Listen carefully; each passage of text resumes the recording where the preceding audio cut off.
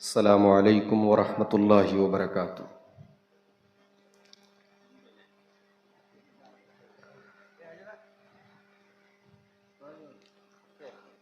अल्हम्दुलिल्लाह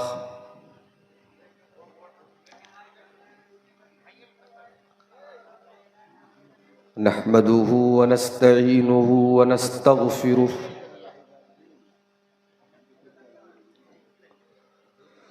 व नऊज़ु बिल्लाहि मिन शुरूरि अनफुसिना व मिन सय्यिआति अअमालिना। मन यहदिहिल्लाहु फला मुदिल्ल लह व मन युद्लिल फला हादिय लह। व अशहदु अल्ला इलाहा इल्लल्लाहु वहदहु ला शरीक लह व अशहदु अन्न मुहम्मदन अब्दुहु व रसूलुहु। या अय्युहल्लज़ीना आमनुत्तक़ुल्लाहा हक़्क़ तुक़ातिहि वला तमूतुन्न इल्ला व अंतुम मुस्लिमून। या अय्युहन्नासु इत्तक़ू रब्बकुमुल्लज़ी ख़लक़कुम मिन नफ़्सिन वाहिदह व ख़लक़ मिन्हा ज़ौजहा व बत्त मिन्हुमा रिजालन कसीरन व निसाअ वत्तक़ुल्लाहल्लज़ी तसाअलून बिही वल अरहाम इन्नल्लाहा काना अलैकुम रक़ीबा। या अय्युहल्लज़ीना आमनुत्तक़ुल्लाहा व क़ूलू क़ौलन सदीदा युस्लिह लकुम अअमालकुम व यग़फ़िर लकुम ज़ुनूबकुम व मन युतिइल्लाह व रसूलहु फ़क़द फ़ाज़ फ़ौज़न अज़ीमा। अम्मा बअद फ़इन्न ख़ैरल हदीथ किताबुल्लाह व ख़ैरल हदी हदी मुहम्मदिन सल्लल्लाहु अलैहि वसल्लम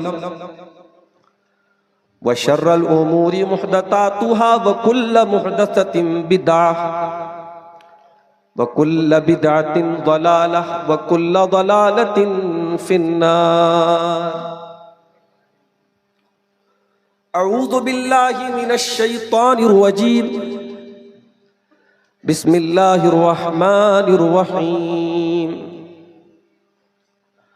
वक़ज़ा रब्बुका अल्ला तअबुदू इल्ला इय्याहु व बिल वालिदैनि इहसाना इम्मा यब्लुगन्न इंदकल किबरा अहदुहुमा औ किलाहुमा फला तक़ुल लहुमा उफ़ वला तन्हरहुमा व क़ुल लहुमा क़ौलन करीमा वख़्फ़िद लहुमा जनाहज़्ज़ुल्लि मिनर रहमह व क़ुर रब्बिरहमहुमा कमा रब्बयानी सग़ीरा।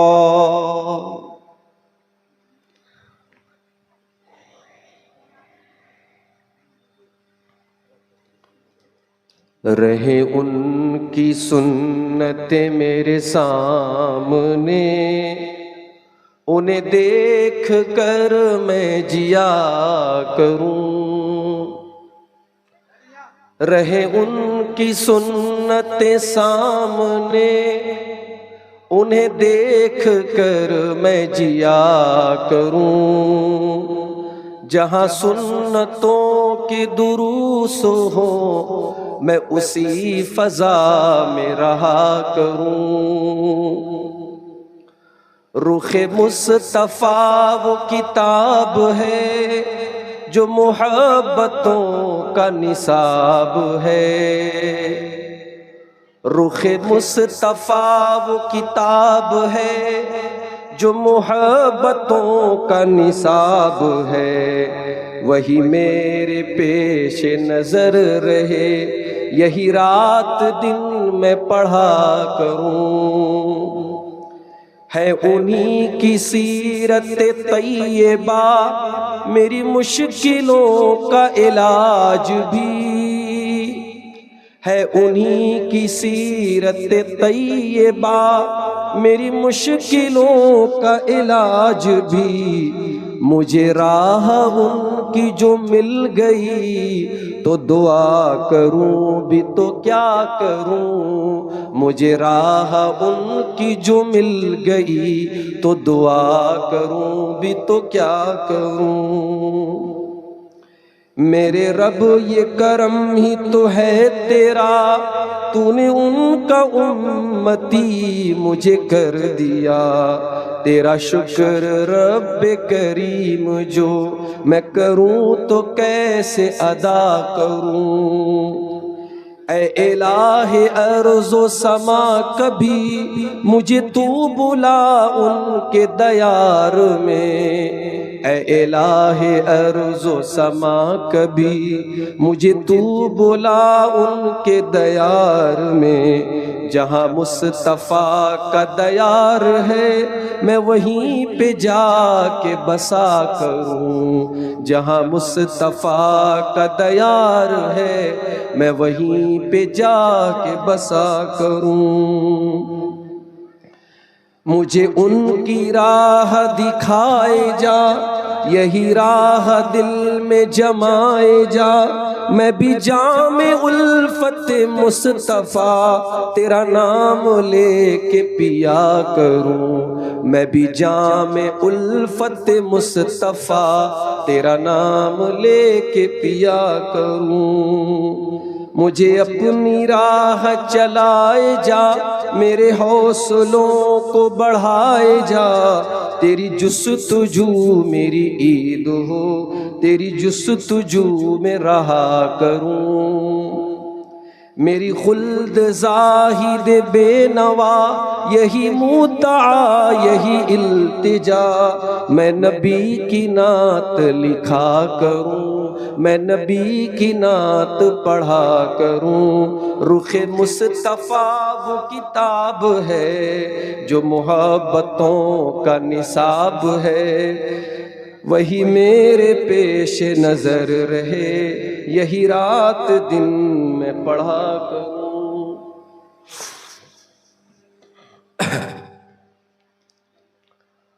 मोहतरम उलमाए किराम, रांगा के इस इजलास में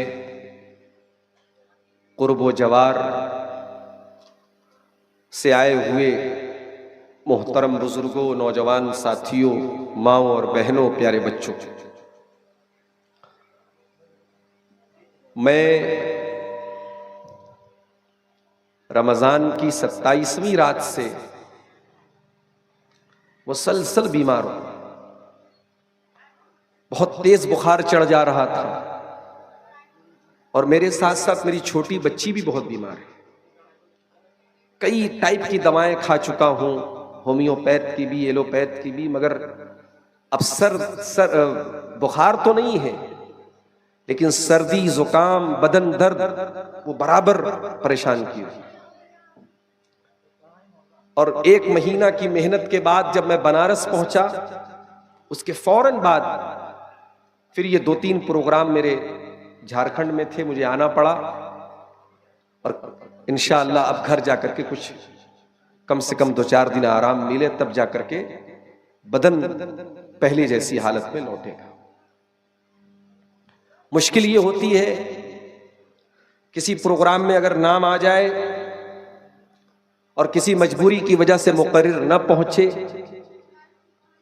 तो फिर सारी मोहब्बत और अकीदत का जो बुत होता है वो टूट जाता है। कल तक जो लोग बहुत मोहब्बत करते थे, बार बार फोन करते थे, अगर किसी मजबूरी की वजह से मुकर्रिर किसी जलसे में नहीं पहुंच पाया तो मैंने ये भी सुना है कि यहां तक बोला जाता है, हमारे इलाके में आते हैं तब हम बताते हैं, फला जलसे में नहीं आए, फला जगह आएंगे तब हम बताएंगे। मेरे प्यारे साथियों, जलसा और तकरीर करते करते तकरीबन मुझे 13-14 साल हो चुके। इतना अंदाजा हो गया कि जलसे और स्टेज की ये जो मोहब्बत है, ये मोहब्बत कब परेशानी में बदल जाए इसका कोई भरोसा नहीं। मुकर्रिर के साथ मसाइल आ सकते हैं। अब मेरी तबीयत खराब है लेकिन मुझे आना है, तकरीर करना है। इसी तबीयत के खराब होने के बावजूद मैंने ईद का खुतबा दिया, जुमा का खुतबा दिया। लास्ट जो जुमा के रमजान का आखिरी जुमा पड़ा, जुमा के दिन मैं बुखार से तप रहा था। उसके बाद डॉक्टर क्या गया, उसने इंजेक्शन लगाया, ड्रिप लगाई मेरे हाथ में। आखिरी तकरीर जो मैंने बेंगलोर के करीब में की है, उसमें हाथ में ड्रिप लगा के मैंने तकरीर की। तो लोगों को भी ये समझना चाहिए, मुकर्रिर इंसान होता है, उसके साथ भी वो सारे मसाइल हो सकते हैं जो आपके साथ होते हैं। किसी जलसे में अगर इंसान नहीं आया है, उसकी मजबूरी को समझो और कोई बात नहीं। मेरे भाइयों, रांगा का ये प्रोग्राम जो आप देख रहे हैं, बाकायदा इस पर लिखा हुआ है तामीर और तरक्की मदरसा इस्लाहुल मुस्लिमीन के तहत ये जलसा हो रहा है। और ये जहाँ पे हम बैठे हैं, ये सरजमीन मदरसा ही के लिए बनाई जा रही है। हम अल्लाह से दुआ करते हैं रब्बुल आलमीन जल्द से जल्द यहाँ एक शानदार मदरसा हम सबको बनाने की तौफीक दे। और जिन भाइयों ने इसमें बिल्डिंग मटेरियल्स दिए हैं, चंदा दिया है, ताउन दिया है, अल्लाह सबके ताउन को कबूल फरमाए। और जो भाई अभी तक हमारे इस कार्य खैर में हिस्सा नहीं लिए हैं, पीछे रह गए हैं, मैं उनसे अपील करूंगा कि अल्लाह के वास्ते ये आपकी आखिरत का इन्वेस्टमेंट है। दुनिया में आपने बहुत इन्वेस्टमेंट किया होगा, जन्नत के लिए और आखिरत के लिए अगर कुछ बनाना चाहते हैं, ये मदरसा है जहां बच्चे पढ़ेंगे, दीन की तालीम हासिल करेंगे। और इलाके में ज़रूरत भी है ऐसे मदरसे की, इसलिए इस मदरसे की ज़मीन में और इसकी बिल्डिंग में आप ज़रूर ताउन करें। अल्लाह ताला आप सबको इसकी तौफीक अता फरमाए। मेरे भाइयों, हम और आप अभी ईद उल फित्र के त्यौहार से फारिग हुए। हमारे दो ही त्यौहार हैं, एक ईद उल फित्र, एक ईद उल अजहा है। और हमारे दोनों त्यौहार बहुत ही साफ सुथरे त्यौहार हैं। हमारे किसी त्यौहार में न नाच गाना है, न दूसरे की इबादत गाह के सामने जाकर के डांस करना है, न शराब पीना है, न हंगामा करना है, न किसी को गाली देना है। हमारा दोनों त्यौहार बहुत ही पाक साफ त्यौहार। ईद का त्यौहार आया, दुनिया के करोड़ों मुसलमान ईदगाह पहुंचे। हुकूमत ने उत्तर प्रदेश में आदेश जारी कर दिया, सड़क पे नमाज नहीं पढ़ सकते। मुसलमान ने कानून नहीं तोड़ा। मुसलमान पलट के पूछ सकता था। सारे मजहब वालों के लिए सड़क पर इबादतें हो सकती हैं, जुलूस निकल सकते हैं, यात्राएं निकल सकती हैं। सावन के महीने में बनारस से इलाहाबाद का, प्रयागराज का जो हाईवे है, एक तरफ का रास्ता पूरा ब्लॉक हो जाता है। तब तो मुसलमान ने नहीं कहा कि साहब आप तो सड़क पर अपनी इबादत कर रहे हैं। जब भारत का संविधान ये कहता है कि भारत में मजहब के आधार पे, धर्म के आधार पे किसी के साथ कोई भेदभाव नहीं होगा, तो कैसे ये भेदभाव हो रहा है? इसी भारत के एक स्टेट में ऐलान किया गया कि ईद की छुट्टी कैंसिल कर दी जाती, ईद पर छुट्टी नहीं होगी। सदियों से चली आ रही थी नफरत, अब बाकायदा खुल करके हो रही है। और इसमें बहुत बड़ा रोल अदा कर रहे हैं ये न्यूज चैनल, जिनका काम हो चुका है चमचागिरी करना, चापलूसी करना और हुकूमत के तलवे चाटना। और अभी आप हालात देखिए, वो सो कॉल्ड पॉलिटिकल पार्टियां जिन पर हमें बड़ा नाज था कि साहब ये सेकुलर पार्टियां हैं, जब हमारा मुद्दा आया, हमारी मस्जिदों का मुद्दा, हमारी ईदगाह का मुद्दा, हमारे कब्रिस्तान का मुद्दा, आप क्या समझते हैं ये वक्फ बिल क्या है? ये वक्फ बिल अगर वाकई में पास हो गया, किसी भी ईदगाह को, किसी भी कब्रिस्तान को, किसी भी मस्जिद को विवादित बना के ताला लगा दिया जाएगा, कब्जा कर लिया जाएगा, आप कुछ नहीं कर सकते। और हमारी वो सेकुलर पार्टियां, साहब नीतीश कुमार जी की पार्टी, और इसी तरीके से उधर आंध्रा में तेलुगु देशम पार्टी, और कौन कौन सी पार्टियां जो सेकुलर है, रमजान में टोपी लगा करके साहब इफ्तार में बैठते हैं, उन लोगों ने हमारे खिलाफ वोट किया है पार्लियामेंट में। मुसलमानों बहुत होशियार रहना पड़ेगा, अपने दोस्त और दुश्मन के बीच में फर्क करना पड़ेगा। इलेक्शन आने पर जो लोग आपसे वोट की भीख मांगने आते हैं, हुकूमत पाने के बाद किस तरीके से गिरगिट की तरह वो रंग बदलते हैं, ये मंजर भी आज पार्लियामेंट में आप देख लीजिए। इन हालात में मुसलमानों ने ईद का त्यौहार मनाया और मुझे बहुत खुशी है, हमने बहुत शांति के साथ मनाया, कहीं कोई हंगामा नहीं हुआ। और याद रखो, मुसलमान के त्योहार में हंगामा हो भी नहीं सकता। जो हंगामा करे वो मुसलमान का त्योहार, जिस त्योहार में हंगामा हो वो त्योहार मुसलमानों का हो ही नहीं सकता।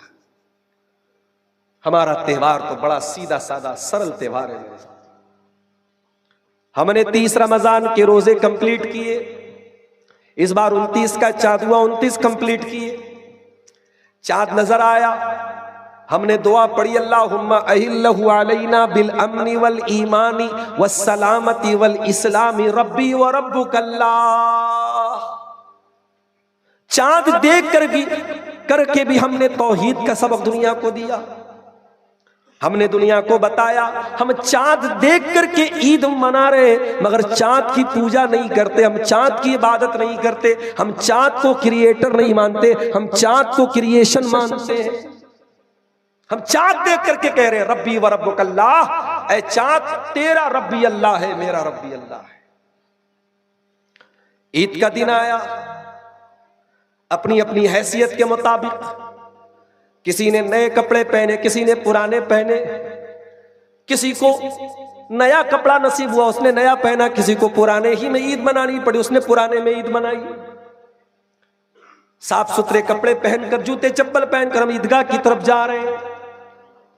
ईदगाह में जाने के टाइम भी हमारी जबान पर कौन सा नगमा है, हम अपनी तारीफ नहीं कर रहे, अपने कपड़े की तारीफ नहीं कर रहे, अपने जूते की तारीफ नहीं कर रहे, हम ईदगाह में जाने के टाइम भी अल्लाह की तारीफ करके जा रहे हैं। अल्लाहु अकबर, अल्लाहु अकबर, ला इलाहा इल्लल्लाह, वल्लाहु अकबर वलिल्लाहिल हम्द। हम ईदगाह में पहुंच करके भी अल्लाह की तारीफ कर रहे हैं। अल्लाहु अकबर। 2 रकात नमाज पढ़ी हमने ईदगाह की के अंदर, ईद की नमाज, और सारी दुनिया को यह मैसेज दिया हम मुसलमान हैं, एक अल्लाह के आगे सर झुकाने वाले हैं।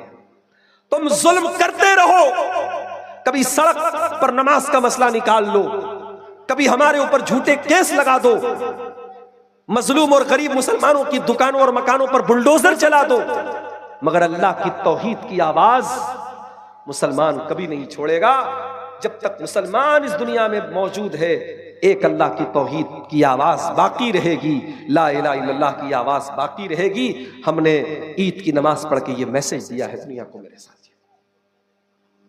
और मेरे पास वो वीडियो भी आया फलस्तीन की सरजमीन का, पीछे मकान टूटे पड़े हैं, बमों के धमाके की वजह से सारा मोहल्ला टूटा पड़ा है, सारे मकान टूटे पड़े हैं। रांगा वालों, आप तो ईद की चांद रात को अपने बच्चों के लिए चप्पल खरीद रहे थे।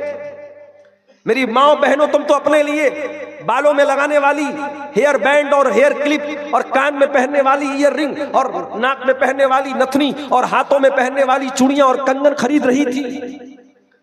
और उधर फलस्तीन की सरजमीन पर, गाजा की सरजमीन पर वो छोटे छोटे बच्चों के चीथड़े उठा रहे थे। वहां के बच्चों के चीथड़े उड़ रहे हैं, औरतों के चीथड़े उड़ रहे हैं, मगर वल्लाह उनके हौसले की दाद देनी पड़ेगी, उनकी हिम्मत की दाद देनी पड़ेगी, उनकी जवांबर्दी की दाद देनी पड़ेगी। मकान टूट गए हैं, बच्चे मर चुके हैं, घर टूट चुका है, दिल नहीं टूटा, हौसला नहीं टूटा। ईद की नमाज पढ़ रहे हैं, मकान टूटे पड़े हुए हैं, रहने को ठिकाना नहीं है, ईदगाह का इंतजाम भी नहीं है, वहीं जमीन पर अपना अपना मसल्ला बिछा करके ईद की नमाज पढ़ी जा रही है। उनका वीडियो देखकर मेरे प्यारे साथियों, कौन सा दर्दमंद मुसलमान है जिसकी आंख से आंसू ना जाए। इन गरीब फलस्तीनी भाइयों को भी कभी याद कर लिया करो मेरे साथी, इस ईद की खुशी में उनको भी याद कर लो मेरे साथी। आप अपने घर में बैठ करके सेवैयां खा रहे हैं, मिठाई खा रहे हैं, उन बेचारों को एक टाइम का खाना भी मुश्किल से नसीब होता है। दुनिया के मुख्तलिफ फलाही इदारे, रफाई इदारे जब वहां पैकेट से लेकर के पहुंचते हैं, हवाई जहाज से, हेलीकॉप्टर से, छोटे छोटे बच्चे दौड़ पड़ते हैं, कई दिनों के बाद उनको खाना मिलता है। ये जिंदगी भी वो गुजारते हैं मेरे प्यारे साथी। अल्लाह हमारे उन फलस्तीनी भाइयों की मदद फरमाए। दो चीजें हमेशा अपनी जिंदगी में याद रखो मेरे साथी, जो मिला है उस पर अल्लाह का शुक्र अदा करते रहो, और जो नहीं मिला है अल्लाह से मांगते रहो। ये दो काम करते रहोगे तो अल्लाह से जो ताल्लुक है, जो रिलेशन है, वो बना रहेगा। अल्लाह से अपना ताल्लुक मजबूत करना है, ये दो काम शुरू कर दो। जो मिला है उस पर अल्लाह का कंटिन्यू शुक्र अदा करते रहो। अरे तुमको बहुत कुछ ऐसा मिला है जो दुनिया को नहीं मिला है। अगर आप अपने गुर्बत पर परेशान है कि साहब हम बड़े गरीब हैं, हमारा घर बड़ा छोटा मोटा है, हमारे घर में टाइल नहीं है, मार्बल नहीं है, अल्लाह का शुक्र अदा करो। दुनिया में करोड़ों लोग ऐसे जिनके पास घर ही नहीं है। अगर आपको यह लगता है कि साहब हमारे घर में देसी चिकन नहीं बनता, हमारे घर में बेहतरीन बिरयानी नहीं बनती, हमारे घर में अच्छा खाना नहीं बनता, दुनिया के करोड़ों लोग ऐसे हैं जिनको खाना ही नसीब नहीं होता है, जिनके बच्चे भूख की वजह से मर जाते हैं, जिनकी औरतें भूख की वजह से अपना जिस्म बेच देती, अपनी इज्जत का सौदा कर लेती। जो मिला है उस पर अल्लाह का शुक्र अदा करो मेरे साथ, और जो नहीं मिला है अल्लाह से मांगते रहो, दुआएं करते रहो। ये दो काम कर लो, इंशाअल्लाह अल्लाह से ताल्लुक बहुत मजबूत हो जाएगा। आज की तकरीर में मैं आपके सामने कुरान के 15वें पारे से सूरे बनी इसराइल की आयत नंबर 23 से लेकर के 29 तक अल्लाह ताला ने 15 बातें बयान की। उन्हीं 15 बातों को मैं बयान करूंगा और उसके बाद मैं आपसे इजाजत ले लूंगा। तबीयत वैसे भी बहुत अच्छी नहीं है, बहुत लंबी तकरीर करने का प्लान नहीं है। टू द पॉइंट बात, कुरान की का 15वां पारा है, 15 बात है। ये 15 बातें अगर आपने समझ लिया, इस पर अमल कर लिया, समझो आपने पूरे दीन को समझ लिया। चलिए कुरान का 15वां पारा खोलते हैं। पहली बात, 15 बातों में पहली बात, वक़ज़ा रब्बुका अल्ला ताबुदू इल्ला इय्याह। तुम्हारे परवरदिगार का यह फैसला है कि इबादत करो तो अल्लाह की करो, अल्लाह के साथ किसी को शरीक न करो, अल्लाह का मकाम किसी और को न दो, अल्लाह के सिवा किसी और के आगे हाथ न फैलाओ, अल्लाह के सिवा किसी और के आगे सर न झुकाओ। दुनिया का सबसे बड़ा पाप क्या है? यही शिर्क है। और आज अफसोस की बात यह है, हमें यह मालूम हो जाए कि भाई हमारा पड़ोसी शराब पीता है, अपनी सगी माँ के साथ, अपनी सगी बहन के साथ जिना करता है, हमारा खून खौल जाए, इतना बड़ा पाप करता है। और आपके आसपास में शिर्क की भरमार है। कहीं कब्र पे सजदा हो रहा है, कहीं सूअर की इबादत हो रही है, कहीं कुत्ते की इबादत हो रही है, कहीं शर्मगाह की इबादत हो रही है, कहीं पत्थर के आगे हाथ जोड़ा जा रहा है, और आपको कोई फर्क नहीं पड़ता। जबकि जिना से बड़ा पाप शिर्क करना है। अपनी सगी बहन, अपनी सगी माँ के साथ जिना करना उतना बड़ा पाप नहीं है जितना बड़ा पाप अल्लाह के साथ शिर्क करना है। जिना करने वाले की अल्लाह क्या माफी हो सकती है? कत्ल करने वाले की माफी हो सकती है, चोरी करने वाले की माफी हो सकती है, लेकिन शिर्क करने वाला अगर बगैर तौबा किए दुनिया से चला गया, अल्लाह ताला क्या उसकी माफी होने वाली नहीं है। ये किसका ऐलान है? खुद अल्लाह का ऐलान है। इन्नल्लाह ला यगफिरु अन युशरक बिही व यगफिरु मा दून ज़ालिका लिमन यशा। अल्लाह ताला शिर्क को माफ नहीं करेगा, शिर्क से नीचे के जो गुनाह हैं वो माफ हो जाएंगे। इन्नहु मन युशरिक बिल्लाहि फक़द हर्रमल्लाहु अलैहिल जन्नह व मअवाहुन नार व मा लिज़्ज़ालिमीन मिन अंसार। जो अल्लाह के साथ शिर्क करेगा और उसी हालत में मर जाएगा, अल्लाह ने जन्नत उसके ऊपर हराम कर दी, वो हमेशा जहन्नम में रहेगा और उसका कोई मददगार नहीं होगा। इतना बड़ा पाप है शिर्क करना। मुसलमानों, आज कितने करोड़ मुसलमान हैं जो तौहीद का मतलब भी नहीं जानते, शिर्क का मतलब भी नहीं जानते। आप पाकुड़ में रहते, शायद आपको बहुत चीजें ना मालूम। बर्दमान आप चले जाइए, कलकत्ता चले जाइए, पटना चले जाइए, दिल्ली चले जाइए, मुंबई चले जाइए, अजमेर चले जाइए, बरेली चले जाइए, हमारे यूपी में लखनऊ चले जाइए, फैजाबाद चले जाइए, आपको जगह जगह ऐसी जगह मिलेंगी जहां मुसलमान मौजूद है, टोपी लगाए हुए हैं, औरतें मौजूद है, नकाब पहने हुए हैं, मगर वहां कोई अल्लाह का नाम लेने वाला नहीं है, कोई अल्लाह की इबादत करने वाला नहीं है। उन कब्रों के ऊपर, उन मज़ारों के ऊपर जाकर के सजदा कर रहे हैं। जिस अमल पर अल्लाह के नबी ने लानत की है अपने इंतकाल के टाइम, जिस अमल के बारे में नबी ने इंतकाल के टाइम कहा, लानल्लाहुल यहूद वन नसारा इत्तखज़ू कुबूर अंबियाइहिम मसाजिद, अल्लाह की लानत हो यहूद और नसारा के ऊपर, उन्होंने अपने नबियों की कब्रों को के ऊपर सजदा करना शुरू कर दिया। इसीलिए तो शायर कहता है, करे गैर गरबुत की पूजा तो काफिर, कवाकिब में माने करिश्मा तो काफिर, झुके आग पर बहरे सजदा तो काफिर, जो ठहराए बेटा खुदा का तो काफिर, मगर मोमिनों पर कुशादा है राहें, परस्तिश करे शौक से जिसकी चाहे, नबी को जो चाहे खुदा कर दिखाए, इमामों का रुतबा नबी से बढ़ाए, मज़ारों पे जा जा के नजरें चढ़ाए, शहीदों से जा जा के मांगे दुआएं, न तौहीद में कुछ फर्क इससे आवे, न इस्लाम बिगड़े न ईमान जावे। ये है मुसलमान का। उसके बाद मुसलमान कहता अल्लाह की मदद क्यों नहीं आ रही? अरे कमबख्त, तूने अल्लाह के साथ वफा ही कब की? तू गद्दार है, तू बेवफा है।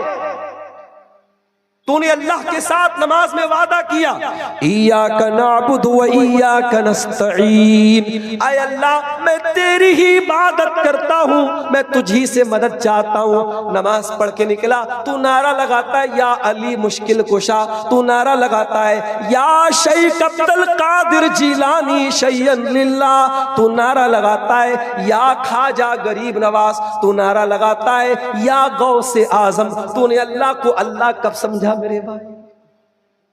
तूने तो अल्लाह को पावरलेस कर दिया, अल्लाह के पास कुछ नहीं बचा। अल्लाह ने सारा इख्तियार किसको दे दिया? वलियों को दे दिया। ये है सबसे बड़ा पाप, इसको अल्लाह ने सबसे पहले बयान किया। वक़ज़ा रब्बुका अल्ला ताबुदू इल्ला इय्याह, तुम्हारे रब का ये फैसला है, इबादत करो तो उसी की करो, उसकी इबादत में किसी को शरीक न करो। उसके बाद दूसरी चीज, व बिल वालिदैन इहसाना, और अपने वालिदैन के साथ, अपने माता पिता के साथ, अपनी माँ के साथ, अपने बाप के साथ हमेशा तू एहसान कर, भलाई कर, जबान से, हाथ से, माल से, पैसे से, हर तरीके से तू उनको खुश कर। अब देख रहे हैं आप, अल्लाह ने अपनी इबादत के फौरन बाद माँ बाप का जिक्र किया। इसका मतलब यह हुआ कि अल्लाह के बंदों में अगर सबसे पहले किसी का हक हमारे ऊपर है तो हमारे पेरेंट्स का है, हमारे माँ बाप का है, हमारे माता पिता का है।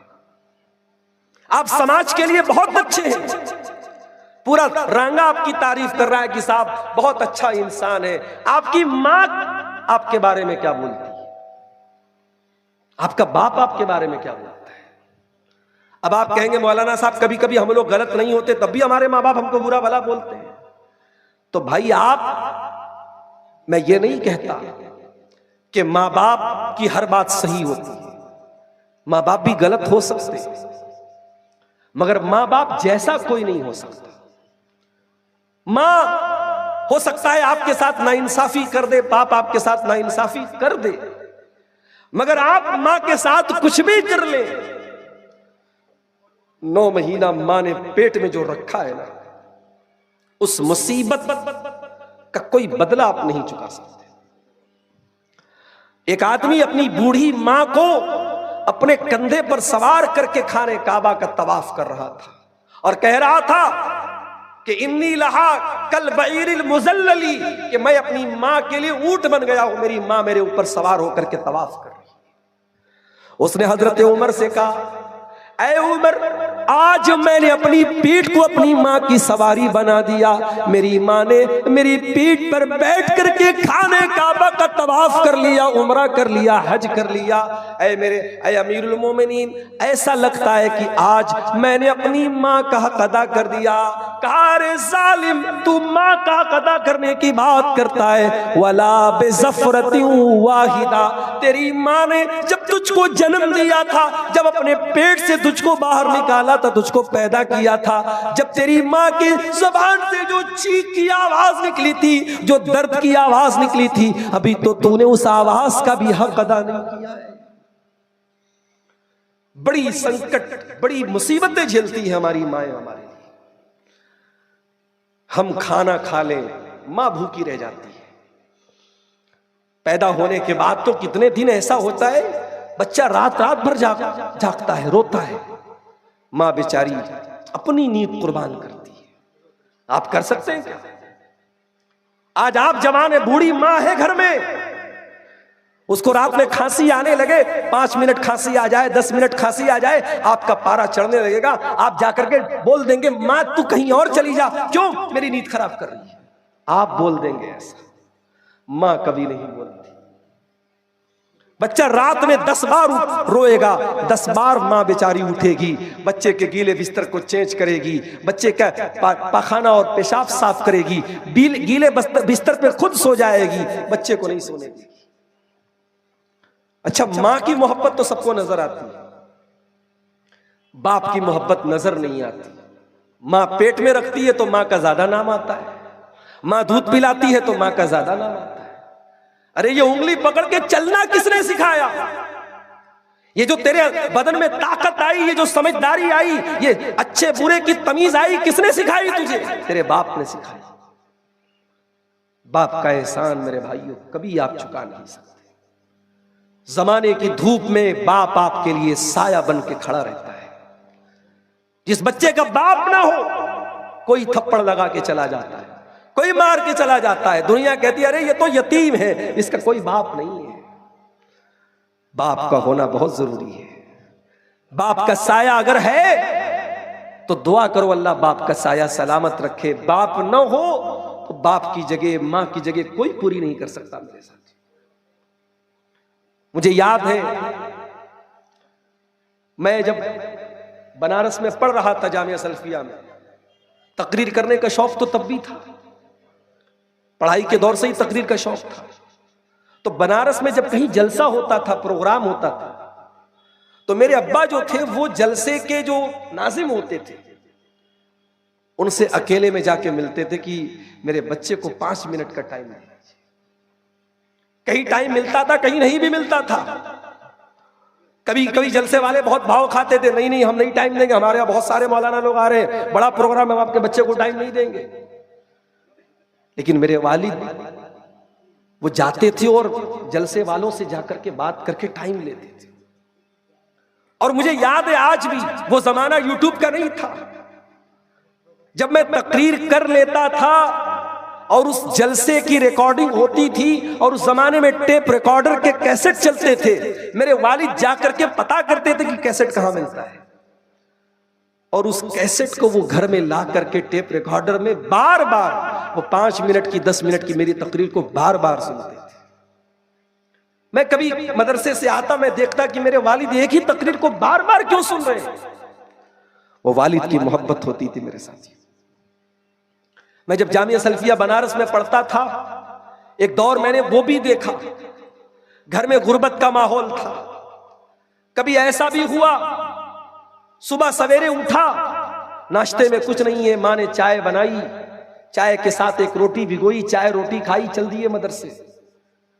हमारे माँ बाप हमें पढ़ाने के लिए, लिखाने के लिए, हमें तरक्की देने के लिए अपनी जिंदगी कुर्बान कर देते हैं मेरे साथी। जब हम तरक्की पर पहुंच जाएं तो कभी अपने माँ बाप को न भूले मेरे भाई। इस लायक बनो कि जब दुआ के लिए हाथ उठाओ तो जबान पर यह दुआ जरूर आए, रब्बिरहमहुमा कमा रब्बयानी सगीरा, परवरदिगार मेरे माँ बाप पर रहम फरमा, जिस तरीके से बचपन में उन्होंने मुझे पाला है। मैं फिर कह रहा हूं, जरूरी नहीं है कि माँ की हर बात सही हो, बाप की हर फैसला सही हो। उनके फैसलों से इख्तलाफ कर सकते हैं अदब के साथ, तमीज के साथ, लेकिन आप उनकी खिदमत मत छोड़िए, उनका अदब मत छोड़िए, उनका ख्याल करना मत छोड़िए। आपकी वजह से उनकी आंखों में कभी आंसू ना आए, इस बात की जरूर कोशिश कीजिए मेरे साथी। कुरान कहता है वबिल वालिदैन इहसाना, अल्लाह का दूसरा हुक्म यह है अपने माता पिता के साथ तुम अच्छा सलूक करो। इम्मा यबलुगन्ना इंदकल किबर अहदुहुमा औ किलाहुमा फला तकुल लहुमा उफ्फिन वला तनहरहुमा। जब तुम्हारे माँ बाप में से कोई एक बूढ़ा हो जाए या दोनों बूढ़े हो जाए, अल्लाह ने एक का जिक्र पहले किया, यानी एक बूढ़ा हो जाए, एक अल्लाह के पास चला जाए। मां चली गई, बाप बचा, बाप चला गया, मां बची। अगर एक बचा है या एक बची है, उसका ज्यादा ख्याल रखो। कल दोनों थे, कोई कमी हुई कोई बेशी हुई, दोनों ने एक दूसरे के साथ सुख दुख बांट लिया। अब मां चली गई, बाप अकेला बचा, बाप किससे बोलेगा? बाप चला गया, मां बची, मां को तकलीफ हुई, मां किससे बोलेगी?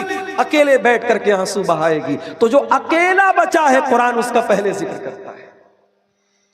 इम्मा यबलुगन्ना इंदकल किबरा अहदुहुमा, जब तुम्हारे माता पिता में से कोई एक बूढ़ा तुमको मिल जाए या दोनों बुढ़ापे में मिल जाए, फला तकुल लहुमा उफ्फिन, तो उनको उफ भी न कहना, उनको उफ भी न कहना।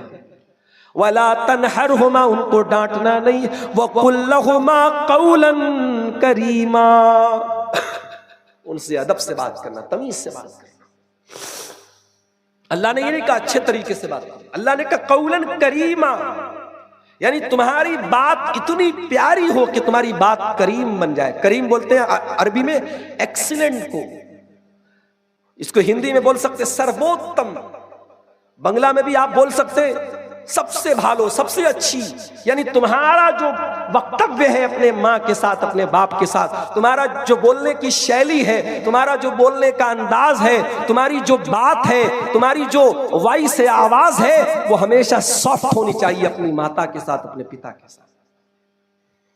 उसके बाद फरमाया वक़्फ़िज़ लहुमा जनाहज़्ज़ुल्लि मिनर रहमा, और अपने माँ के लिए, अपने बाप के लिए हमेशा अपने आप को बिछा देना, अपने आप को डाउन कर लेना, अपने आप को नीचा कर लेना। माँ से ऊंचा बनने की कोशिश न करना, बाप से ऊंचा बनने की कोशिश न करना। कभी ऐसा भी होता है, बेटा ज्यादा पैसा कमा लेता, बाप से बोलता अरे आपने क्या किया है? मैंने सब बनाया है। अरे तूने सब बनाया, तुझको किसने पैदा किया? तेरे सर में जो ये दिमाग आया, ये दिमाग तुझको किसने दिया? वो बाप है तेरा। तो जितनी भी तरक्की कर ले, तू उसका बेटा ही रहेगा। इसलिए कभी बाप से सुपीरियर बनने की कोशिश न करो, मां से कभी सुपीरियर बनने की कोशिश न करो। और फिर अल्लाह ने दुआ सिखाई वक़ुर रब्बिरहमहुमा कमा रब्बयानी सगीरा, और ये दुआ पढ़ते रहना, ऐ मेरे परवरदिगार, मेरे माँ बाप पर तू रहम फरमा, जिस तरीके से उन्होंने बचपन में मुझको पाला है, मेरी तरबियत की है। तो ये दो चीजें होंगी। उसके बाद अब अल्लाह ताला एक हमें नसीहत करता है। कोई इंसान कह सकता है अय अल्लाह, मैंने माँ का बहुत ख्याल किया, मैंने बाप का बहुत ख्याल किया, लेकिन माँ को खुश न कर सका, बाप को खुश न कर सका। माँ चली गई, बाप चले गए, मुझसे नाराज रहे। अय अल्लाह, मैंने कोई तकलीफ नहीं पहुंचाई। हाँ, माँ ने ना इंसाफी की, मैं बोल पड़ा, बाप ने ना इंसाफी की, मैं बोल पड़ा, लेकिन माँ के साथ कभी बदतमीजी न की, बाप के साथ कभी बदतमीजी न की। अय अल्लाह, मैंने तो कोई तकलीफ नहीं पहुंचाई, लेकिन माँ मेरी मुझसे नाराज रही, बाप मेरा मुझसे नाराज रहा। अय अल्लाह, मैं कहाँ जाऊं, मैं किधर जाऊं? अल्लाह फरमाता है रब्बुकुम आलमु बिमा फी नुफूसिकुम इन तकूनु सालिहीन फइन्नहु काना लिल अव्वाबीन गफूरा। अल्लाह कहता है कि तुम्हारे दिल में क्या चल रहा है, अल्लाह को पता है। अगर तुम्हारा दिल साफ है, तुमने माँ को तकलीफ नहीं पहुंचाई, बाप को तकलीफ नहीं पहुंचाई, कोई बात नहीं, अल्लाह ताला ऐसे लोगों को माफ कर देता है जो अल्लाह की तरफ बार बार रुजू करते हैं, तौबा करते हैं। अगर तुम्हें लगता है कि तुमने माँ को तकलीफ पहुंचाई है, बाप को तकलीफ पहुंचाया, बार बार अल्लाह से तौबा करो, अल्लाह माफ कर देगा। तो कितनी चीजें हो गई रागा वालों? 2 चीजें हो गई। अब आइए तीसरी चीज, व आतिज़ल कुर्बा हक़्क़हु वल मिस्कीन वब्नस सबील। रिश्तेदार को उसका हक दे दो, गरीबों को उनका हक दे दो, मुसाफिर को उसका हक दे दो।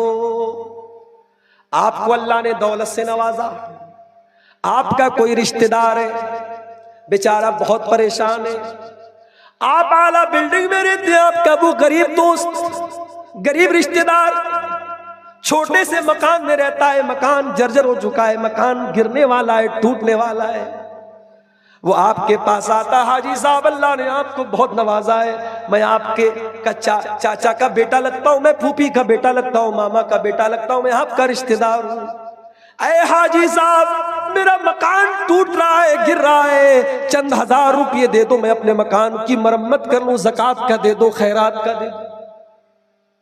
मगर आपका दिल इतना कठोर हो चुका है, आप कहते हैं नहीं नहीं मैं तो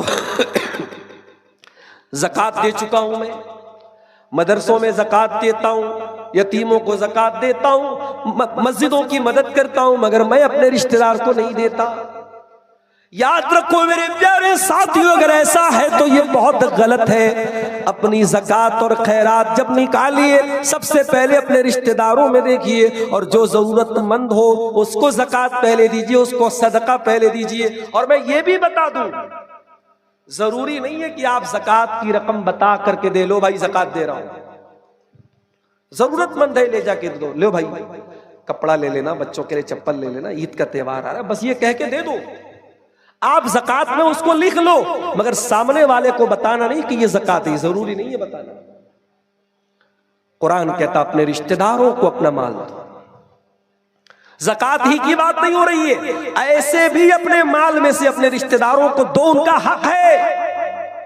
वल मिस्कीन, और गरीबों को दो, वब्न सबील, और जो मेहमान तुम्हारे घर में आए, ओ मेरी प्यारी माँ बहनों, कभी मेहमान का नाम सुन करके तुम्हारे माथे पर बल न पड़ जाए। मेहमान जब तुम्हारे घर में आता है, अल्लाह का शुक्र अदा करो, अगर नेक मेहमान आया है तो तुम्हारे घर में रहमत लेकर के आया है।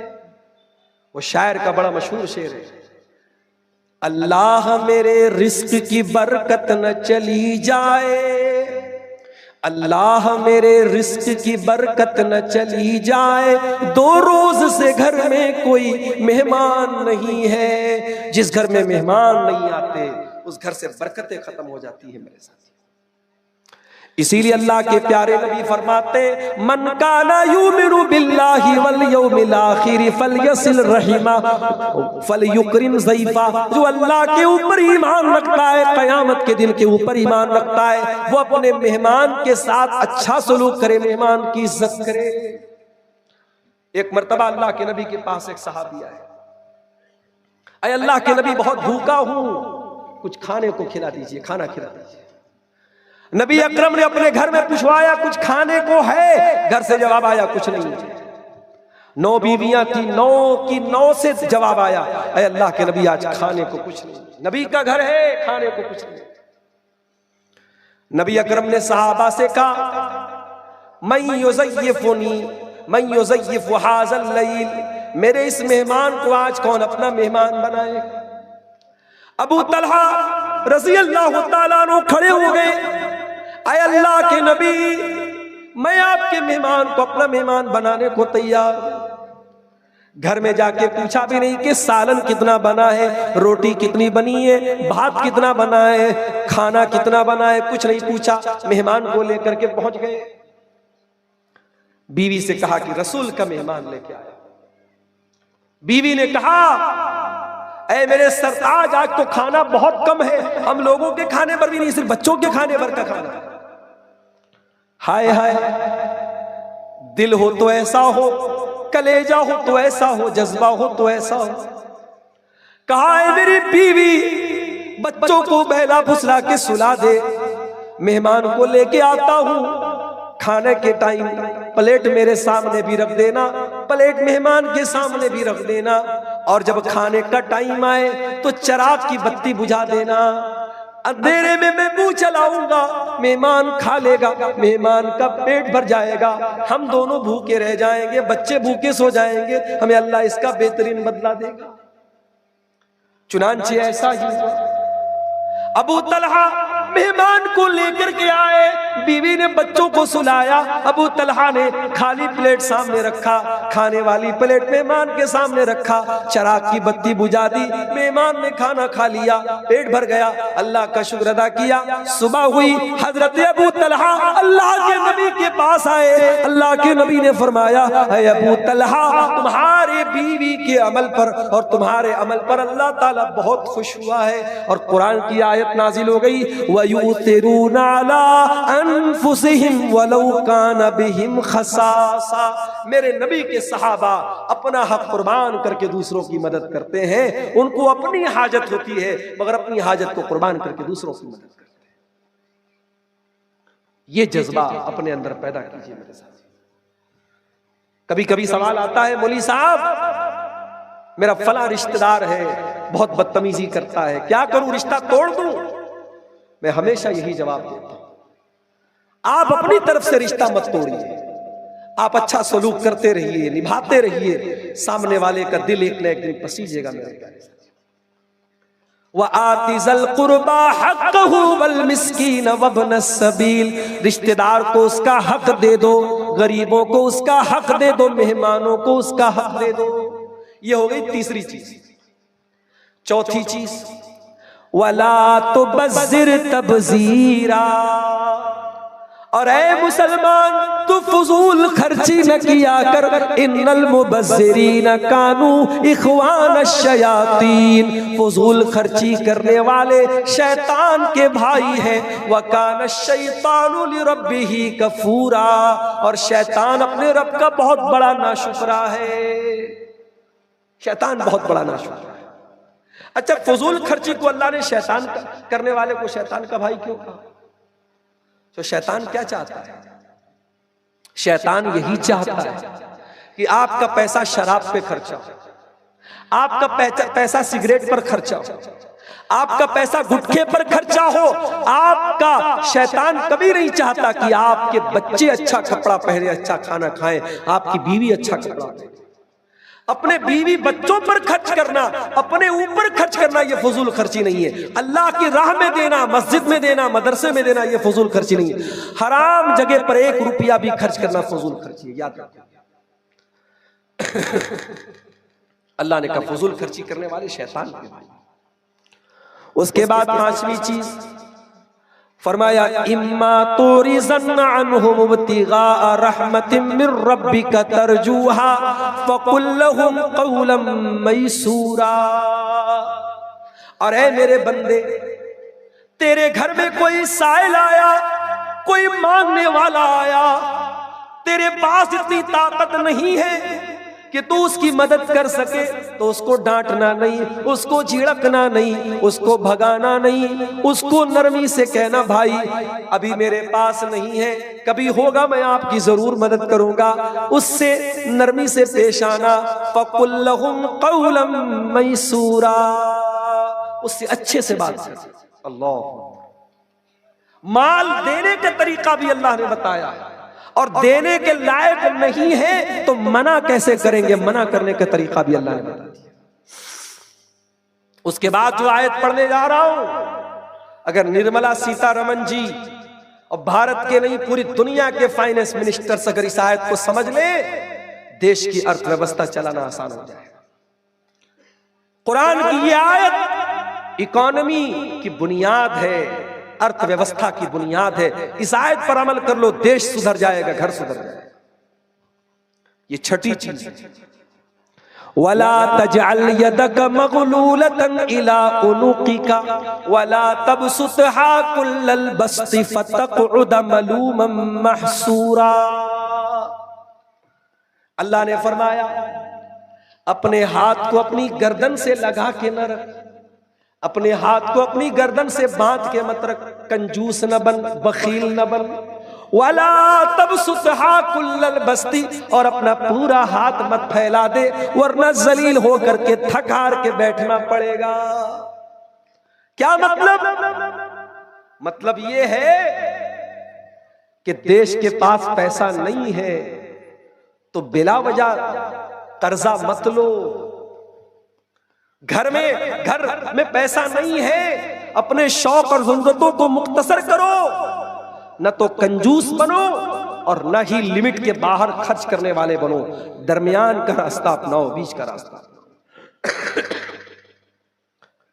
1992 में हमारा भारत बहुत बड़े फाइनेंशियल क्राइसिस से गुजर रहा था। डॉक्टर मनमोहन सिंह जैसे इकोनॉमिस्ट ने अगर उस वक्त देश को ना संभाला होता तो लोग कहते हैं कि भारत कई सौ साल पीछे चला जाता। भारत का इतिहास हमेशा शुक्रिया अदा करेगा डॉक्टर मनमोहन सिंह का। उन्होंने ऐसे वक्त में देश की अर्थव्यवस्था को संभाला था जब देश बहुत ही नाजुक दौर से गुजर रहा था। मेरे भाइयों, अर्थव्यवस्था को संभालना है तो ये दो उसूल अल्लाह ने बताए, ना तो कंजूस बनो।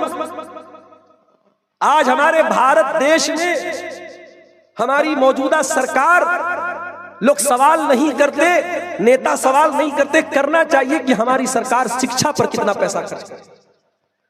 अगर आप इंटरनेट पर जाकर के रिकॉर्ड देखेंगे, रिपोर्टें देखेंगे, तो भारत में दिन ब दिन शिक्षा पर जो खर्च होता था वो खर्च कम हो रहा है। इसलिए जो नई नस्ल पैदा हो रही है, जाहिल और अनपढ़ और अंधभक्त पैदा हो रही है, और मजहब का नशा लोगों के सर पे चढ़ के बोल रहा है। तो कुरान कहता है कि कंजूस भी मत बनो, बखील भी मत बनो। अब यहां पर एक सवाल पैदा हुआ, ऐ अल्लाह, मेरे गांव में एक हाजी साहब बहुत बड़े नमाजी हैं, उनका मकान बहुत छोटा है, बहुत कम पैसा कमाते हैं, और एक आदमी शराबी है, जानी है, चोर है, और करोड़ों में खेल रहा है। ऐ अल्लाह, जिसको तू पैसा दे रहा है क्या तू उससे खुश है, और जो गरीब है तू उससे नाराज है? अल्लाह ने कहा नहीं, ऐसा नहीं। इन्ना रब्बका यबसुतुर रिज़्क़ लिमन यशाउ व यक़दिर इन्नहु काना बिइबादिही खबीरन बसीरा। अल्लाह ताला रोजी को जैसे चाहता है बांटता है, जिसके ऊपर चाहता है रोजी को तंग कर देता है, जिसके ऊपर चाहता है रोजी को कुशादा कर देता है।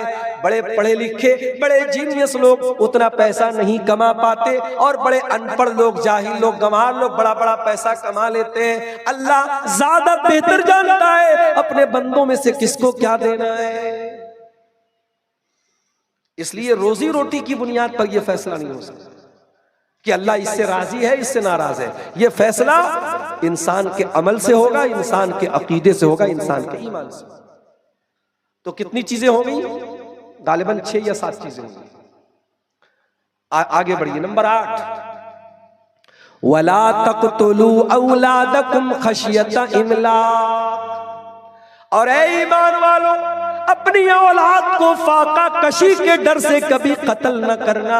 नहनु नर्ज़ुकुहुम व इय्याकुम, हम तुमको भी रोजी देते हैं, तुम्हारी औलाद को भी रोजी देते हैं। इन्ना कत्लहुम काना खितअन कबीरा, औलाद का कत्ल बहुत बड़ा गुनाह है। आज औलाद कत्ल हो रही है कि नहीं हो रही है? आज भी हो रही है। 1400 साल पहले भी हो रही थी, आज भी हो रही थी। 1400 साल पहले भी इसीलिए हो रही थी, क्या खाएगी, आज भी इसी डर से कत्ल कर देते कि साहब कैसे खाए, क्या खाए।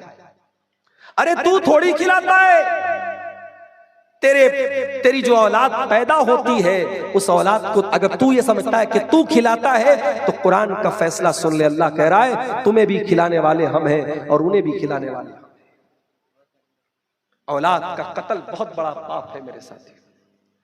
लेकिन हाँ, 5-5, 6-6 बच्चे पैदा कर लेना और उनको जमाने के रहमो करम पे छोड़ देना, ना पढ़ाई लिखाई पर तवज्जो, ना उनके खाने पीने पर तवज्जो, ना उनकी परवरिश पे तवज्जो। कोई इधर भाग रहा है, कोई चोर बन रहा है, कोई डाकू बन रहा है, लड़कियां इधर भाग रही हैं, लड़के उधर भाग रहे हैं। ऐसी औलाद, ज्यादा औलाद पैदा करना ये कोई फजीलत की बात नहीं।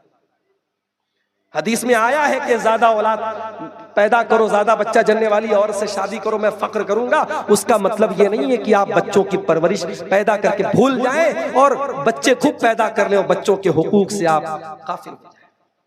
मैं कई ऐसे लोगों को जानता हूं, 8-8 बच्चियां हैं, जवान जवान बेटियां हैं, लड़कियां काम करती हैं तब घर चलता है। साहब बेचारे रात में घर लौटते हैं, खाली हाथ जाते हैं, खाली हाथ लौटते हैं, उनका काम बस बच्चे पैदा करना है। माफ करना मेरे साथ, ये मुनासिब बात नहीं है। बच्चे आपने पैदा किए हैं, वो आपकी जिम्मेदारी है, आप मेहनत करें, आप बच्चों पर तवज्जो दें, बच्चों की परवरिश पे तवज्जो दें, उनकी पढ़ाई पे तवज्जो दें। उसके बाद फरमाया वला तक़रबुज़्ज़िना इन्नहु कान फ़ाहिशतन व साअ सबीला। ये नवा हुक्म है कुरान का, ज़िना के करीब न जाना। इन्नहु कान फ़ाहिशतन, ये बड़ा गंदा काम है, व साअ सबीला, और बहुत बुरा रास्ता है। अल्लाह ने रास्ता कहा, रास्ता क्यों कहा? रास्ते में जाना भी होता है, आना भी होता है। ऐ ज़िना करने वाले, तू ज़िना के जिस रास्ते पे चल के जा रहा है, कल तेरे घर भी कोई चल के उसी रास्ते पर आएगा। तू दूसरों की इज्जत लूट रहा है, कल तेरी इज्जत कोई लूटेगा। ज़िना के करीब न जाओ। और एक बात बोलूं, इस दौर का सबसे बड़ा फितना ये शर्मगाह का फितना बनता चला जा रहा है। इतनी तेजी से आपकी नौजवान नस्ल ज़िना की तरफ राग़िब हो रही है, आप सोच नहीं सकते। इंस्टाग्राम, फेसबुक, स्नैपचैट, व्हाट्सएप, ये सारे सोशल मीडिया के प्लेटफॉर्म इल्लीगल रिलेशनशिप, नाजायज ताल्लुकात को बनाने का एक बहुत बड़ा अड्डा बनते चले जा रहे हैं। वजह क्या है? इंटरनेट के जरिए परोसा जा रहा है, सेक्स को परोसा जा रहा है। इंटरनेट पर भरमार ऐसे कंटेंट की, इंस्टाग्राम पर कई करोड़ फॉलोवर हैं उन लड़कियों के जिनका काम सिर्फ अपने जिस्म की नुमाइश करना है। उनके इंस्टा के अकाउंट पर कोई कंटेंट नहीं है सिवाय गंदगी और उड़ियानी। वो औरत ऐसे तो दुनिया में नहीं आगी, उसका कोई माँ भी होगी, कोई बाप भी होगा, कोई भाई भी होगा, कोई परिवार भी होगा। उसका परिवार कहां चला गया? अभी मैं बर्दमान से पाकुड़ आ रहा था, परसों ट्रेन पर था मैं, स्टेशन आया, रामपुर हाट आया, नलहाटी स्टेशन आया। हर स्टेशन पे क्या देखता हूं? जवान लड़की है, शक्ल से लग रहा है मुसलमान लड़की है, न सर पे दुपट्टा है, न सीने पे दुपट्टा है, लिपस्टिक लगी है, पाउडर लगा है, सजी है, संवरी है, बाल खुला हुआ है, घूम रही है। क्या साहब, ईद का त्योहार है। ये हक तुझे किसने दिया कि तू त्योहार के नाम पे बेहयाई करे, बेपर्दगी करे? और अगर तू ये कर रही है तो तेरा बाप कहां है, तेरा भाई कहां है, तेरा शौहर कहां है? बेपर्दा नजर आई कल जो चंद बीबियां, अकबर जमीन में गैरत कौमी से गड़ गया। पूछा जो उनसे आपका पर्दा वो क्या हुआ? कहने लगी कि अक्ल पे मर्दों के पड़ गया। जिस घर की लड़की बेपर्दा हो जाए, समझ जाओ उस घर के आदमी क्या है? बेगैरत है। बेगैरत समझते हो? जिसके अंदर शर्म ना हो, गैरत ना हो, जो चुल्लू भर पानी में डूब मरने के काबिल हो, जिसकी बहन बेटी गलत काम करे, गलत रास्ता अपनाए, उसको कोई फर्क नहीं। ज़िनाकारी को रोकने के लिए इस्लाम ने कितना प्रबंध किया, कितना इंतजाम किया।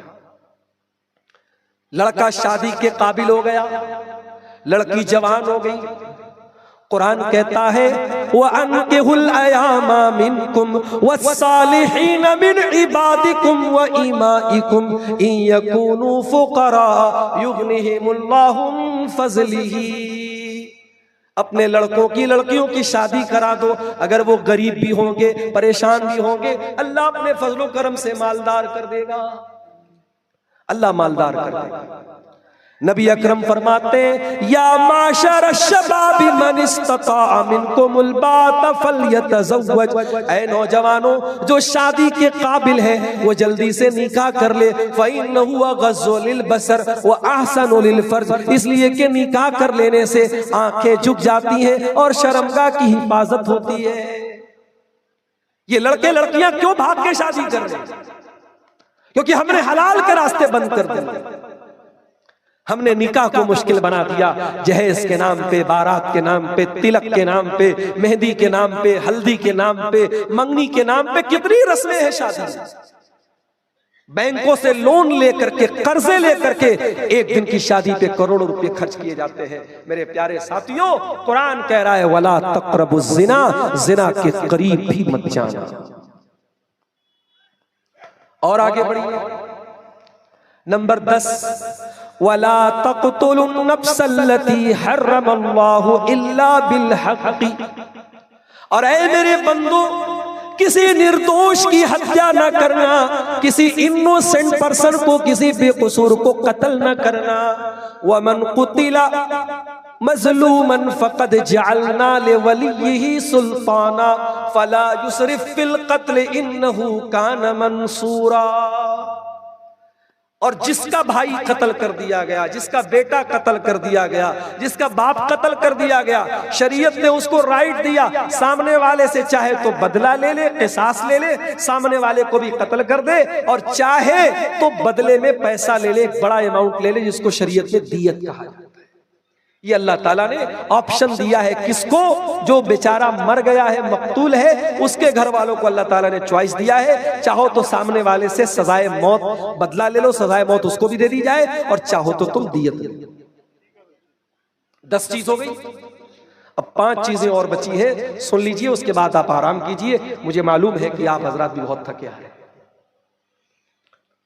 फरमाया वला तक़रबू मालल यतीमी इल्ला बिल्लती ही अहसन, और यतीम के माल के करीब भी न जाना।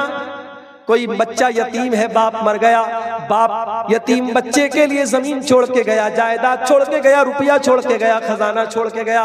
अब यतीम के माल पे नाजायज कब्जा न कर लेना, यतीम के माल के करीब न जाना। हत्ता यबलुग अशुद्दा, यहां तक कि वो यतीम बच्चा जवान हो जाए, जवान हो जाए, उसका माल उसके हवाले कर दो। यतीम का माल अपने पेट में न डालो मेरे साथी। आज दुनिया में बहुत सारे एनजीओज हैं जो यतीमों के हुकूक की बात करते हैं, मगर यतीम का पैसा डकार जाते हैं। याद रखो, यतीम का पैसा अगर नाजायज तरीके से कोई डकारेगा, कुरान कहता है इन्नल्लज़ीना याकुलूना अमवालल यतामा ज़ुल्मन इन्नमा याकुलूना फी बुतूनिहिम नारा। जो लोग यतीम का माल नाजायज तरीके से खा जाते हैं, वो अपने पेट में जहन्नम की आग भरते हैं। वसयस्लौना सईरा, और ऐसे लोग भड़कती हुई जहन्नम की आग में डाले जाएंगे। नंबर 11, वअऊफू बिल अहदी इन्नल अहदा काना मसऊला, और ऐ मेरे बंदो वादे को पूरा करना, वादे का अल्लाह ताला के सवाल किया जाएगा। वादा खिलाफी ना करना, वादे को पूरा करना। मुसलमान अपने वादे का पक्का बने, अपनी जबान का पक्का बने, उसके वादे पे जान चली जाए, वचन न जाए, वो माहौल मुसलमान का बन जाए। क्यों आज कारोबार में क्यों परेशान है? क्योंकि हमारी जबान की कोई वैल्यू नहीं, हमारे वादे की कोई वैल्यू नहीं। नंबर 12, वइज़ा किल्तुम, और जब तुम सामान तौल करके दो, वज़िनू बिल क़िस्तासिल मुस्तक़ीम, जब तुम सामान तौल करके दो तो सही सही तौल के दो, और अच्छे सही तराजू के ऊपर तौल करके दो, नाप तौल में कमी ना करो। ज़ालिका खैरु व अहसनु तअवीला, यही वो चीज है जिसका अंजाम बेहतर होने वाला है। नाप तौल में कमी करके तुम तरक्की नहीं कर सकते। तुम चोरी करके, डंडी मार के, कारोबार में फ्रॉड करके, धोखा दे करके 4 पैसे कमा भी लोगे तो कल दिन तुम उसको बाकी नहीं रख पाओगे। समाज में जो रेपुटेशन है, जो इज्जत है, वो बर्बाद हो जाएगी। इसलिए कुरान कहता है कि जब तुम सामान किसी को तौल के दो तो इंसाफ के साथ तौलो और सही तराजू दो। उसके बाद फरमाया कि ऐ मेरे बंदो, वला तक़फ़ु मा लैसा लक बिही इल्म। नंबर 13, वला तक़फ़ु मा लैसा लक बिही इल्म। और ऐसी चीज के पीछे न पड़ना जिस चीज की तुमको नॉलेज नहीं है। इन्नस समा वल बसरा वल फुआदा कुल्लु उलाइका कान अन्हु मस्ऊला। तुम्हारी आंखों का भी कयामत के दिन हिसाब होगा, तुम्हारे कानों का भी हिसाब होगा, और तुम्हारे दिल और दिमाग में तुमने क्या ख्यालात लाए उसका भी हिसाब होगा। कान की हिफाजत करो, आंखों की हिफाजत करो, दिल की हिफाजत करो। सोशल मीडिया चलाने वालों, बहुत सारी झूठी खबरें, आज तो एडिटिंग का दौर है। अभी सहारनपुर यूपी के एक बूढ़े साहब हैं, वो यूट्यूब पर उनके कई मिलियन फॉलोअर हैं। मेरी तकरीरों पर वो होठ चला करके वीडियो बना। एक दिन इत्तेफाक से व्हाट्सएप पर मेरे पास मैसेज आया। मैंने कहा कि आप मेरी तकरीर, मेरी आवाज रहती है और आपका होठ उस पर इस्तेमाल होता है। बोले हाँ मौलाना साहब, बहुत दिन से आपका नंबर लेना चाह रहा था और बहुत शुक्रिया आपका अदा करना चाहता हूँ, आपकी तकरीर से बहुत फायदा उठाता हूँ। यानी पूरा उनका चैनल आप उठा के देख ले, तकरीर मेरी है, आवाज मेरी है, चेहरा उनका है, होठ उनका हिल रहा है और बहुत वायरल हो रहे हैं वो साहब। उनके कई मिलियन फॉलोअर हैं यूट्यूब के ऊपर। ये हो रहा है आज के दौर में। आवाज किसी की है, तस्वीर किसी की है। इतने फिल्टर आ रहे तस्वीर में, जवान को बूढ़ा बना दो, बूढ़े को जवान बना दो, आंखें खुली है, खुली आंखों को बंद आंखें बना दो। तो इस दौर में हमें बहुत होशियार रहने की जरूरत है। जिस चीज की जानकारी नहीं है, जिस चीज के बारे में कन्फर्म इल्म नहीं है, उस चीज के पीछे मत पड़ो। और दीन का इल्म जब लेने की बात आए तो हमेशा ऑथेंटिक और सही लोगों से दीन का इल्म हासिल।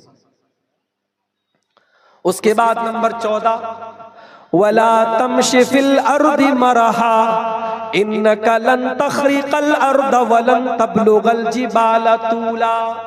और ऐ मेरे बंदे, तू जमीन में अकड़ करके न चलना, तू गुरूर न करना, तू घमंड न करना। न तू जमीन को फाड़ सकता है, न पहाड़ के ऊपर तू चढ़ सकता है। ऐ इंसान, तू क्यों घमंड करता है, क्यों गुरूर करता है? ऐ इंसान, तू है क्या? अलम यकुन नुतफतम मिन मनिय्यिन युमना सुम्मा काना अलक़तन फखलक़ फसव्वा फजअल मिनहु ज़ौजैन अज़्ज़कर वल उन्सा। ऐ इंसान, तू मनी का एक कतरा था, पानी का एक कतरा था, फिर अल्लाह ने माँ के पेट में तुझे खून का लोथड़ा बनाया, फिर तुझे जीता जागता इंसान बनाया, मेल बना दिया, फीमेल बना दिया, मुज़क्कर बना दिया, मुअन्नस बना दिया। दुनिया में तू जीता जागता इंसान बन गया। गुरूर मत करो, अपनी तख्लीक पर गौर करो, अपनी पैदाइश पर गौर करो। किस बात का तुम्हें गुरूर है? अलम नखलुकुम मिन माइन महीन, हमने तुम्हें एक हकीर पानी से पैदा किया। खलक़हु मिन तुराब, ऐ इंसान तू मिट्टी से पैदा किया गया है, तू गुरूर न कर, तू घमंड न कर। तो ये 14वीं चीज होती। अब ये 14 चीजें बयान करने के बाद अल्लाह क्या कहता है? कुल्लु ज़ालिका काना सय्युहु इंदा रब्बिका मकरूहा। ये 14 चीजें मैं बयान कर रहा हूं। ऐ मेरे बंदो, इसमें से जो गलत बातें हैं, जो बुरी बातें हैं, वो तेरे रब के नजदीक नापसंदीदा है, उनसे तू बचना। जितनी चीजों से मैंने मना किया है उनसे तू बचता रहना। उसके बाद फरमाया ज़ालिका मिम्मा औहा इलैका रब्बुका मिनल हिकमा। ऐ नबी, ये हिकमत की बातें हैं जो अल्लाह आपके ऊपर वही के जरिए नाजिल कर रहा है। वला तजअल मअल्लाहि इलाहन आखर। और ऐ नबी और ऐ कुरान पढ़ने वाले, तू अल्लाह के साथ किसी और को माबूद न बनाना। फतुल्का फी जहन्नम मलूमम मदहूरा, वरना जलील होकर के जहन्नम में डाल दिया जाएगा। आखिरी बात भी शिर्क से मना किया गया। पहली बात भी यही थी, वक़ज़ा रब्बुका अल्ला ताबुदू इल्ला इय्याह, अल्लाह के अलावा किसी की इबादत मत करना। और 15वीं बात भी यही है, अल्लाह के साथ किसी और को शरीक मत करना। मैं फिर से रिपीट कर देता हूं, अपने रब की इबादत करना, वालिदैन के साथ अच्छा सलूक करना, रिश्तेदारों को, गरीबों को, यतीमों को देना, फजूल खर्ची ना करना। अगर किसी को नहीं दे सकते हो तो तमीज से, अदब से, आसानी से बात करके उसको टाल देना। कभी कंजूसी न करना, अपने हाथों को गर्दन से लगा के मत रखना और बिल्कुल हाथ फैला के इतना भी मत फैला देना कि तुम्हें जलील होके बैठना पड़े, यानी बीच का रास्ता अपनाना। उसके बाद फरमाया कि औलाद को कत्ल मत करो। उसके बाद फरमाया ज़िना के करीब न जाओ। उसके बाद फरमाया किसी बेगुनाह को कत्ल न करो। उसके बाद फरमाया यतीम के माल के करीब न जाओ। उसके बाद फरमाया वादे को पूरा करो। उसके बाद फरमाया कि वैज़ा किल तुम, जब तुम सामान तौल करके दो तो इंसाफ के साथ तौलो, इंसाफ के साथ नाप तौल करो, उसमें ना इंसाफी मत करो। उसके बाद फरमाया कि किसी ऐसी चीज के पीछे मत पड़ो जिस चीज का तुम्हें इल्म नहीं है। और उसके बाद फरमाया कि जमीन में अकड़ करके मत चलो। और आखिरी बात ये फरमाया कि ऐ मेरे बंदो, अल्लाह के साथ किसी को शरीक मत करो। ये 15 बातें हैं। आप कुरान का 15वां पारा खोलेंगे, आयत नंबर 23 से लेकर के 29 तक अल्लाह ताला ने ये 15 बातें बयान की हैं। इन 15 बातों में अकीदा भी आ गया, अखलाक भी आ गया, ईमान भी आ गया, हमारे समाज की इस्लाह भी हो गई, हमारे अमल की भी इस्लाह हो गई, हमारे अकीदे की भी इस्लाह हो गई। इन 15 बातों को अगर हम अपना ले मेरे प्यारे साथियों, मैं समझता हूं कि हमारी नजात के लिए यही काफी है। और आखिर में अल्लाह के नबी की हदीस, चूंकि ईद का मौका है, खुशियों का मौका है, त्योहार का मौका है, नबी की एक हदीस पढ़ के सुना के बाद खत्म करता हूं। हदीस के रावी अबू हुरैरा रजी अल्लाह ताला अन्हु है। कहते हैं कि अल्लाह के नबी ने उंगली से गिन करके बताया कि 5 चीजों को अपना लो। अय अबू हुरैरा, 5 चीजों को अपना लो। उंगली से गिन के आपने बताया, इत्तकिल महारिम तकुन अबदन नास, हराम चीजों से बचा करो, सबसे बड़े इबादत गुजार हो जाओगे। वर्ज़ बिमा कसम अल्लाहु लक तकुन अगनन नास, और तुम्हारी किस्मत में अल्लाह ताला ने जो लिख दिया है उस पर खुश हो जाओ, राजी हो जाओ, सबसे बड़े मालदार बन जाओगे। व अहसिन इला जारिका तकुन मुस्लिमा, और अपने पड़ोसी के साथ अच्छा सलूक करो, मुसलमान बन जाओगे।